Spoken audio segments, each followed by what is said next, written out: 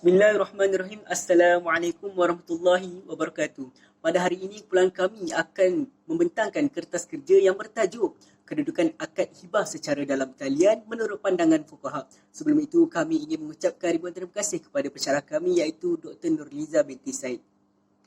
Baiklah, kumpulan kami terdiri daripada 4 orang ahli, iaitu yang pertama, saudara Muhammad Haziq Daniel bin Muhammad Asri. Yang kedua, saya sendiri, Zaini Aidil bin Zunari. Yang ketiga, saudara Muhammad Azim bin Yamin. Dan yang keempat, Ahmad Ali bin Makno. Apabila berlaku kematian, seringkali kita mendengar mengenai perebutan harta pusaka dalam kalangan ahli waris si mati.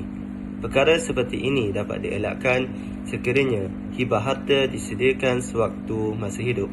Hibah merupakan suatu akad pemberian harta yang dilakukan oleh seseorang secara sukarela kepada seseorang yang lain ketika tempoh hidupnya tanpa sebarang balasan. Ia berbeza dengan wasiat yang merupakan pemberian harta selepas berlaku kematian pewasiat.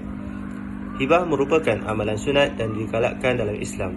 Hibah itu penting kerana ia membolehkan pemilik aset atau pemilik hartanah mengagihkan kekayaannya kepada sesiapa sahaja, tidak kira sama ada ahli keluarga dan bukan ahli keluarga, tanpa mengambil kira latar belakang agama. Kita pergi kepada latar belakang pelaksanaan hibah di Malaysia.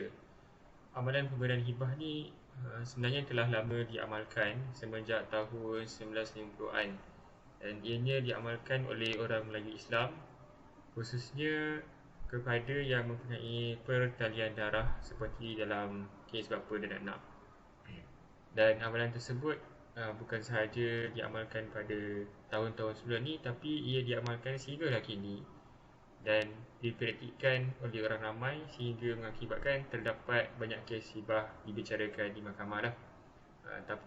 Tapi namun demikian, Muhammad Zamrul Muda mengatakan tiada peruntukan khusus tentang undang-undang hibah yang dikanunkan.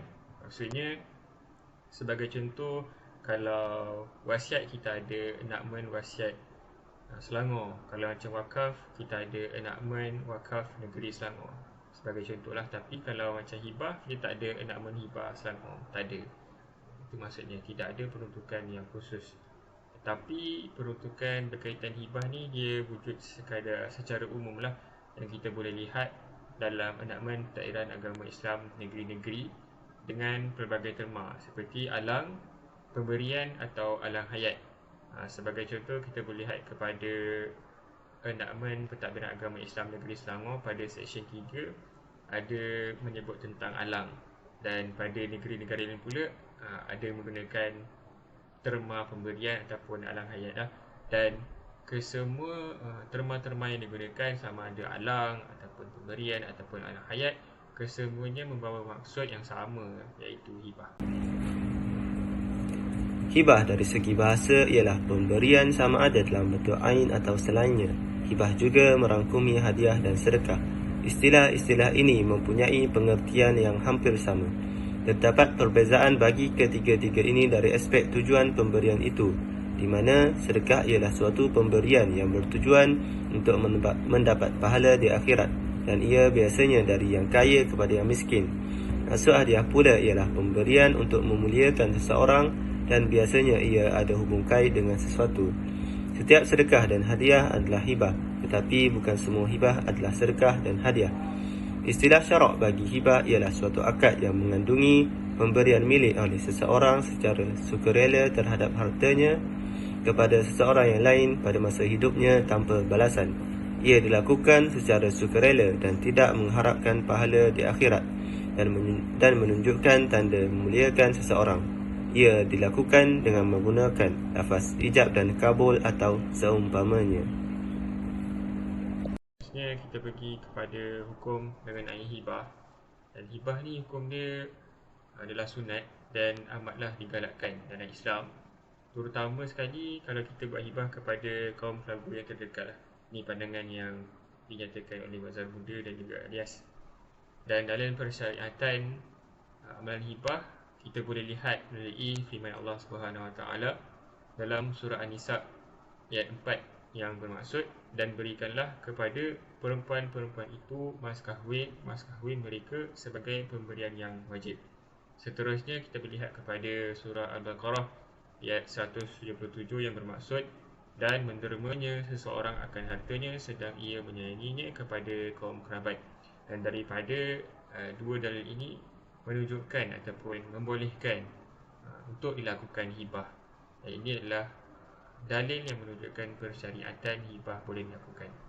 Baiklah, bab yang seterusnya ialah berkaitan dengan rukun dan syarat hibah.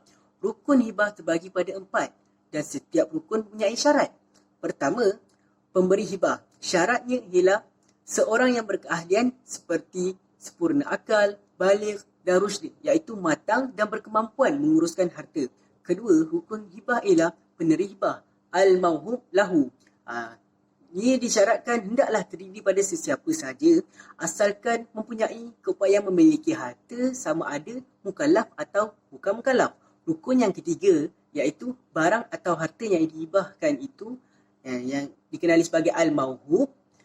Terdapat 6 syarat baginya, iaitu hendaklah barang atau harta yang halal, boleh diserah milikkan, mestilah milik pemberi hibah. Yang keempat, hendaklah mempunyai nilai di sisi syarak. Yang kelima, benar-benar wujud semasa dihibahkan dan sebagainya. Rukun hibah yang keempat iaitu sirah, iaitu wujub dan qabul. Syaratnya terbagi pada 3, iaitu ada persambungan dan persamaan antara ijab dan qabul. Tidak dikenakan syarat-syarat tertentu dan yang terakhir tidak disyaratkan dengan tempoh masa yang tertentu.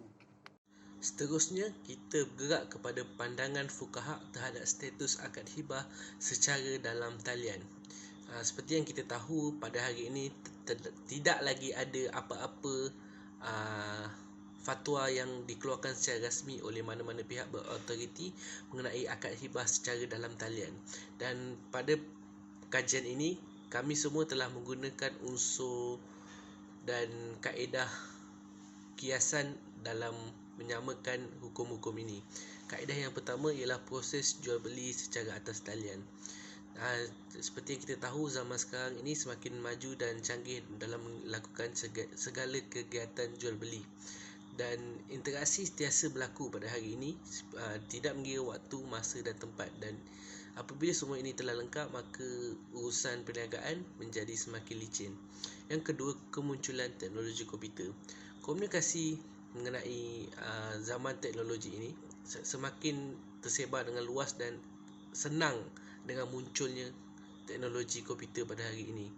Kita dapat lihat teknologi ini merupakan satu keperluan serta kehendak kepada setiap individu dalam memudahkan lagi proses kegiatan seharian mereka dalam apa-apa aktiviti.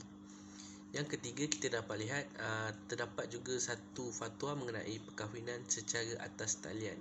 Satu fatwa telah dikeluarkan oleh mufti dari Terengganu mengenai perkahwinan secara atas talian pada akhir 20-an, mengenai segala syarat yang telah ditetapkan dalam perkahwinan biasa perlu juga ada di dalam perkahwinan secara atas talian.